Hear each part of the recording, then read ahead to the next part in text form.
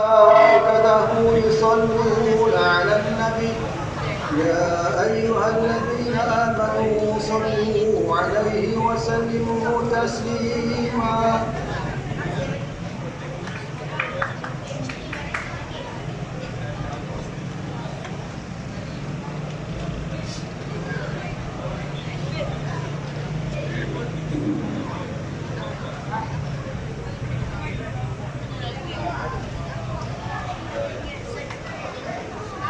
Assalamualaikum warahmatullahi wabarakatuh.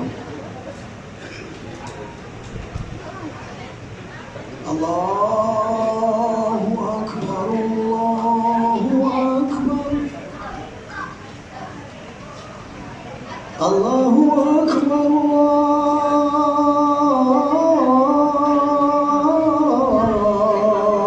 Allahu Akbar. Asyhadu an la ilaha illallah.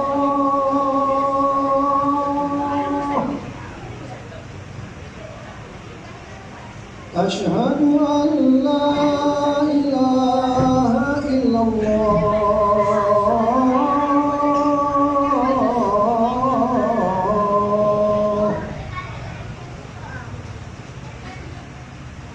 Asyhadu anna Muhammadar Rasulullah.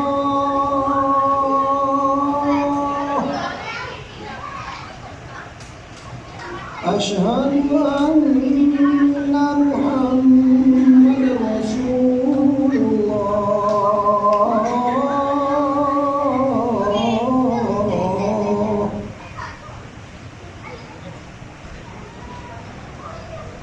Hayya 'alal shalah.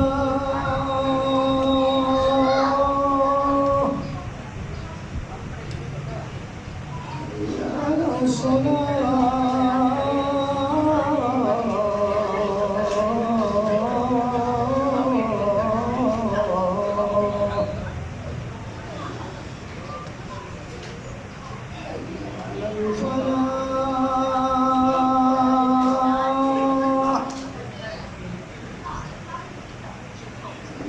'alal falah.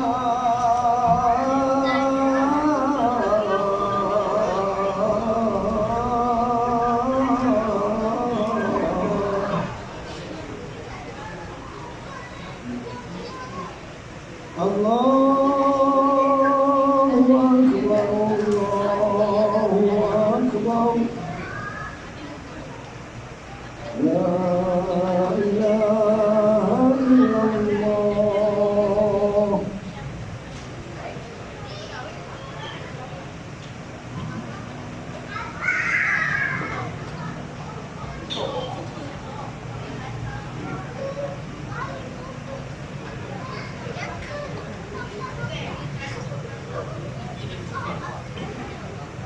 Alhamdulillahil qail.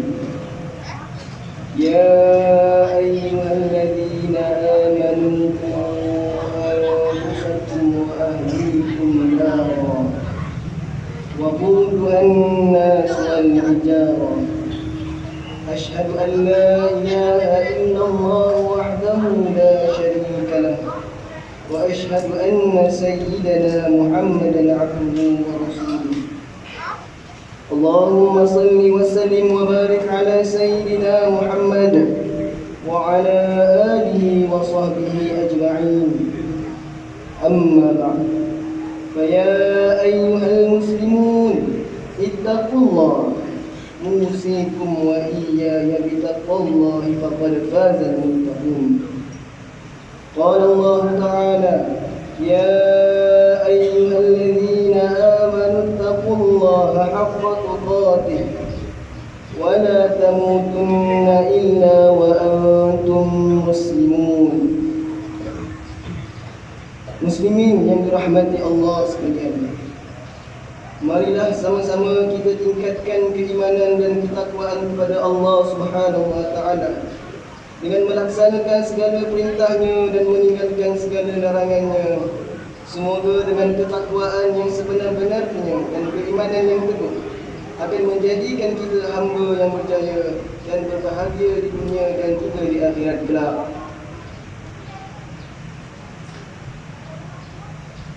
Di hari yang mulia ini, khatib akan membicarakan khutbah yang bertajuk Ajaran Sempurna Anak-anak Terpelihara.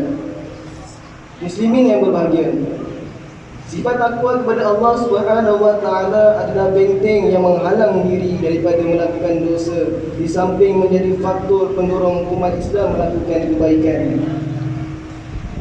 Inilah sebabnya kita disarankan supaya meningkatkan keimanan dan ketakwaan kepada Allah Subhanahu wa taala dengan mengerjakan segala perintahnya dan menjauhi segala larangannya agar terpelihara daripada azab neraka pada hari akhirat kelak. Tuntutan ini bertepatan dengan firman Allah Subhanahu wa taala dalam surah At-Tahrim ayat 6 yang dibaca di awal khutbah, yang bermaksud, wahai orang yang beriman, peliharalah diri kamu dan keluargamu dari api neraka yang bahan bakarnya adalah manusia dan batu. Nyata di sini menjadi kewajipan bagi setiap Muslim menitik beratkan soal pendidikan rohani dan jasmani yang sempurna kepada ahli keluarga dalam usaha menjauhkan diri sendiri dan keluarga dari api neraka.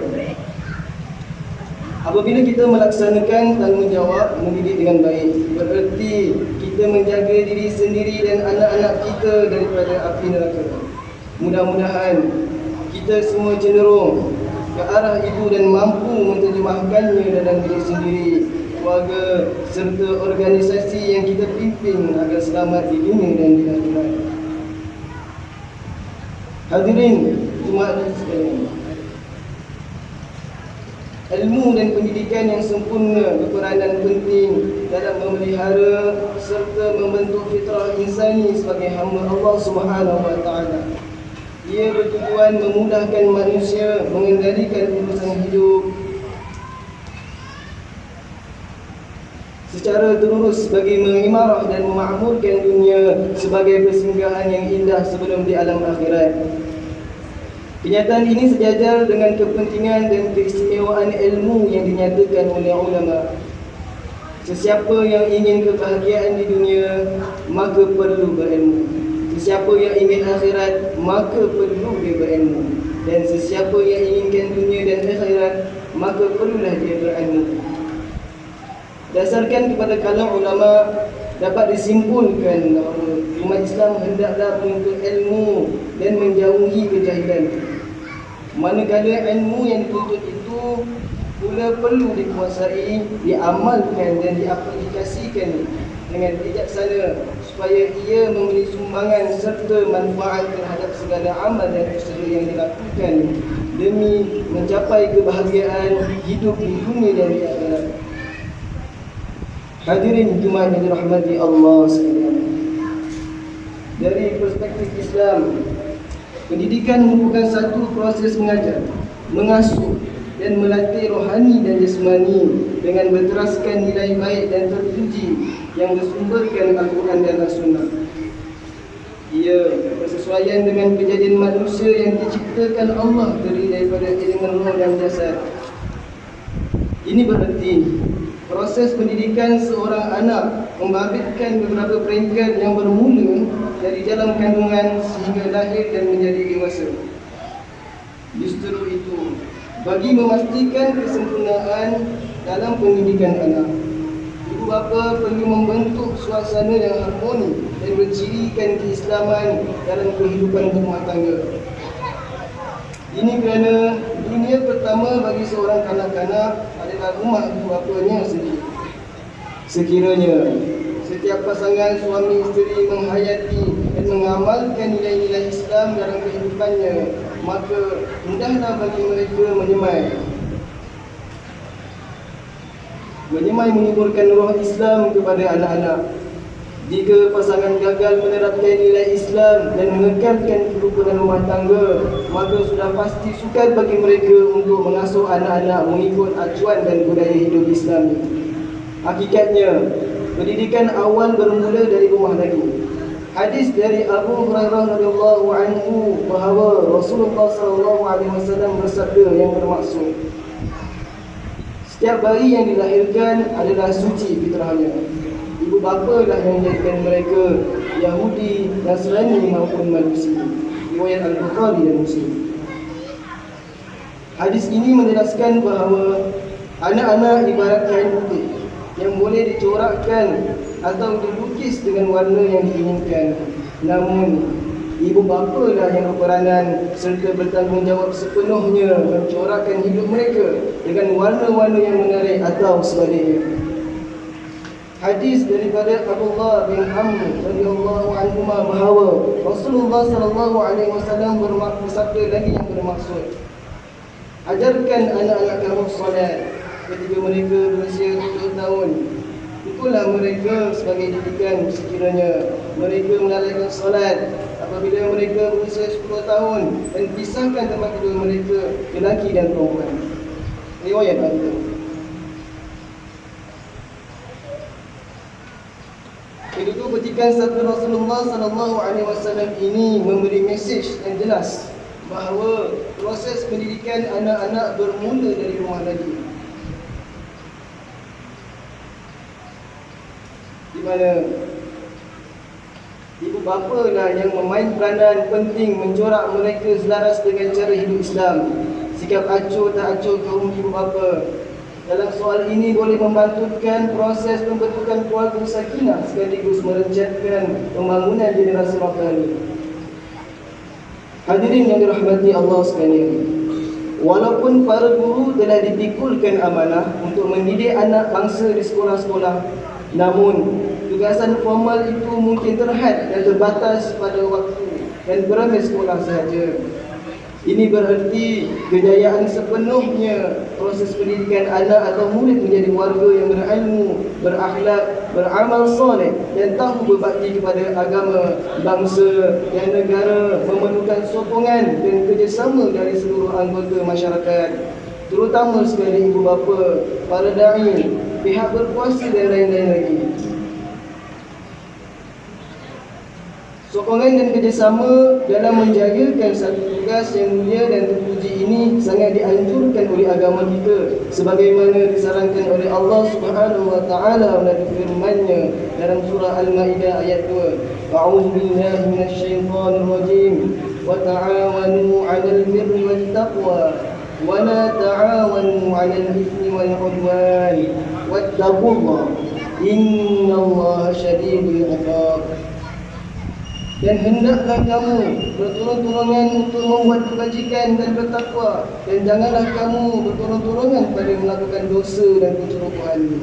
Dan bertakwalah kepada Allah, kerana sesungguhnya Allah Maha berazab siksanya bagi mereka yang melanggar perintahnya.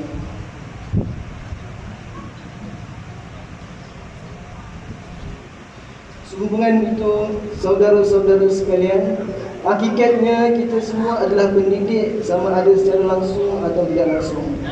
Ini kerana perbuatan mengajar maupun menyuruh perkara-perkara yang baru dan bermanfaat termasuk proses pendidikan. Malahan kebudayaan sifat ini akan mengupayakan pembentukan masyarakat penyayang, harmoni dan progresif, iaitu antara ciri unggul yang melatari sebuah negara yang mempunyai status baldatun thayyibah wa rabbun ghafur, yakni negara yang baik dan beroleh keampunan dari Allah Subhanahu wa taala. Hadirin jemaah sekalian, bagi mengakhiri khutbah, marilah kita semua mengambil pengajaran terhadap perkara-perkara berikut. Yang pertama, anak-anak adalah amanah Allah yang perlu dididik dengan sebaiknya sejak mereka kecil, supaya apabila besar kelak mereka menjadi warga yang berilmu, berakhlak mulia, beramal soleh dan sentiasa taat kepada Allah, Rasul dan kedua keluarganya. Yang kedua, ibu bapa hendaklah menerapkan pendidikan agama terhadap anak-anak dan seluruh ahli keluarga, merangkumi aspek akidah, syariah dan akhlak. Yang ketiga, semoga keberkatan ilmu yang disampaikan, keberkatan harta yang dibelanjakan dan kasih sayang serta masa yang dicurahkan untuk mendampingi anak-anak menjadi sumber kekuatan untuk kita bersama-sama mencipta sebuah negara bangsa yang berjaya. أعوذ بالله من الشيطان الرجيم. يا بني أقم الصلاة وأمر بالمعروف وانه عن المنكر واصبر على ما أصابك إن ذلك من عزم الأمور.